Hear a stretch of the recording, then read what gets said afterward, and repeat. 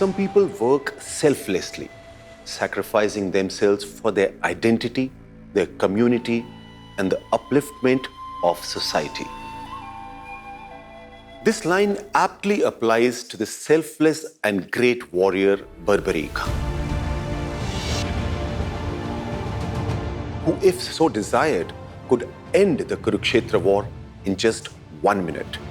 Instead, he did not hesitate, even for a moment, to sacrifice his life to uphold the triumph of truth and righteousness.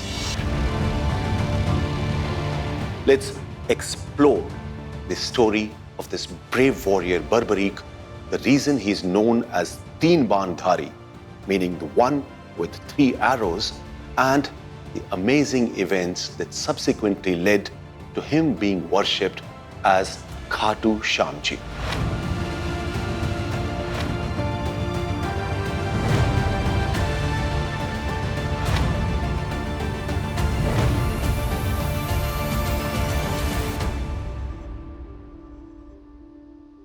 Barbarik's father was Ghatotkacha, who was the son of second Pandav, the indomitable Bhima.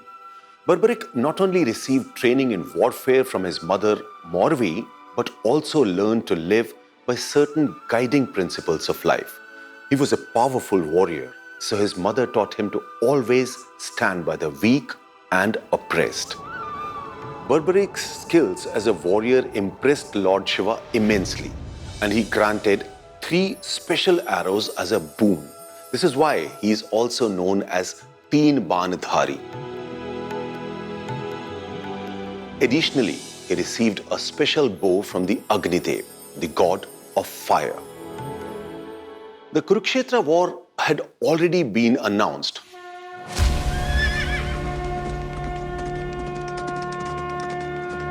And Barbarik wanted to witness the battle between the Pandavas and Kauravas with his own eyes. Lord Krishna was aware of Barbarik's prowess in battle and knew that if he fought in the war, the outcome would be different. Therefore, Lord Krishna disguised himself as an old Brahmin and decided to meet with Barbarik. Shri Krishna asked Barbarik the same question that he had previously asked warriors like Karna, Bhishma, Dronacharya, and Arjun. If you fight alone, how long will it take you to win the war? Barbarik replied with full confidence that he could end the war in just 1 minute. This surprised Shri Krishna because Barbarik was carrying only 1 bow and 3 arrows. Barbarik then explained to Shri Krishna that the first arrow would identify the people who need to be saved. The second arrow would identify the people who need to be killed. And the third arrow would go ahead and kill those who were marked by the second arrow. In the end, all 3 arrows would return back to him.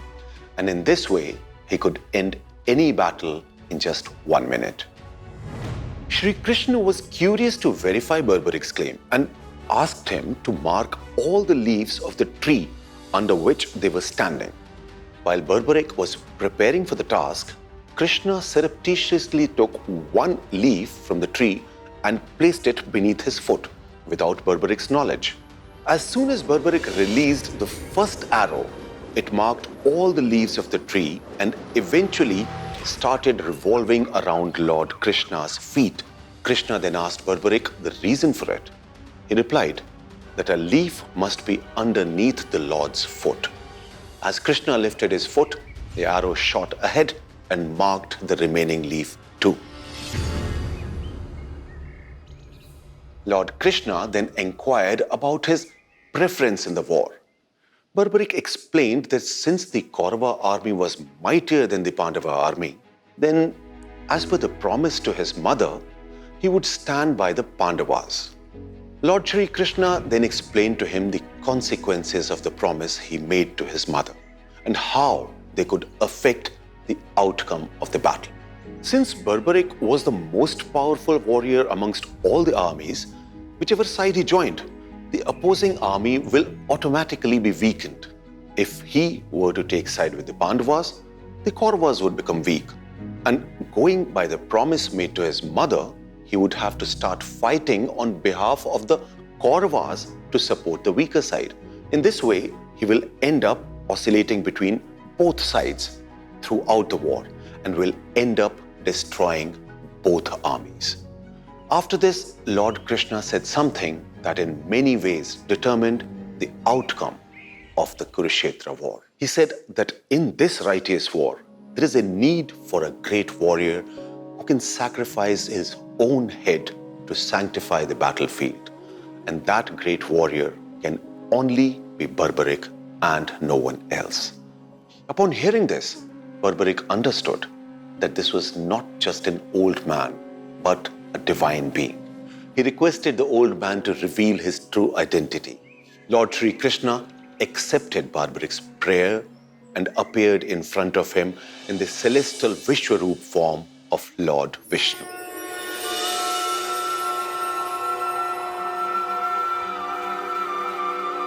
The Vishwaroop is the form of Lord Vishnu that is described in the 11th chapter of Bhagavad Gita. It has no beginning or end and is one which the entire universe, creation, gods, planets, and the sky are subsumed within an infinite body. At the request of Lord Sri Krishna, Barbarik agreed to offer his head. But he expressed a desire. He said, "Lord, I have come to witness this religious war with my own eyes. So how can my wish be fulfilled?" Sri Krishna granted his prayer and placed his head on top of a mountain where Barbarik could see everything. Once the battle ended, Sri Krishna bestowed his blessings upon Barbarik's head and submerged it in Rupavati river. Later, during the time of Kali Yuga, Barbarik's head was found in the village of Khatu in Rajasthan. It is said that a cow was passing over the spot where the head was buried and she started giving milk on her own. This incident surprised the villagers, who then dug up the place and discovered Barbarik's head.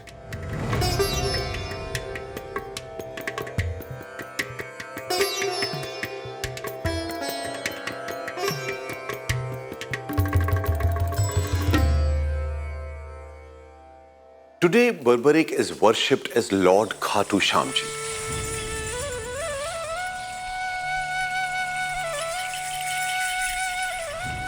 He is also known as the benefactor deity for the weak and the vulnerable. If he wanted, he could have fully influenced the outcome of the Kurukshetra war.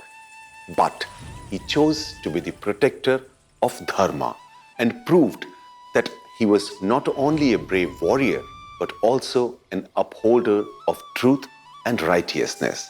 A few lines of a devotional poem on Khatushyam ji describes Barbarik's greatness.